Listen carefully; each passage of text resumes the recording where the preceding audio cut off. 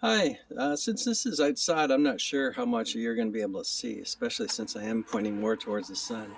But I've taken my first two boards and I have given them the first rough sanding and just put them side by side. There will be a third board, and then I'll join all three of these together to make my big board and then cut out the circle.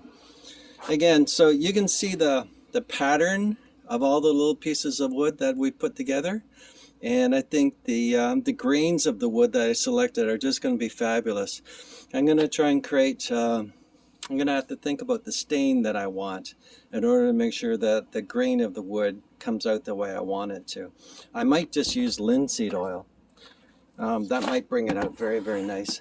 And again, this is what I've been using. I've been using this belt sander, and I've been using an aggressive 50 grit paper.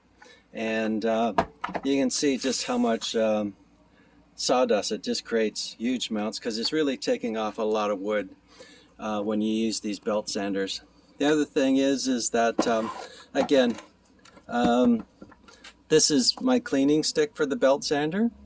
So what you're going to do is, when you want to do cleaning of that sandpaper, you want to put it onto its side like this and start it up.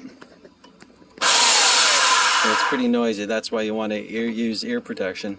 And when it sands, the paper's, oops, sorry. When it sands, this belt is driving this way, around this way. So what you want to do is, when you have that belt running, you want to hold this stick of rubber here so that the paper is pulling it this way, okay? And then you just run it back and forth, and it takes all the gook off the belt. If you were to hold it this way against the rotation of the belt, it would just fling off back at you. So always make sure, if you're going to use these things, go this way with the belt coming towards you and the stick being back like that, okay? And also, don't hold it down too much of an angle, or you're going to scrape all the skin off your fingers. Just silly little things like that happen all the time. And you only have so much skin. So there you go. Those are the first two boards all done, waiting for the third board to be dry from the gluing. I have sanded the back of the boards as well, but not as extensively as the tops.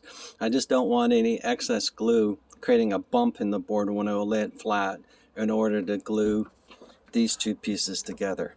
Okay, so that's the sanding process going along quite nice, and the boards are looking fabulous and straight with the grain that I've applied to this brick type assemblage.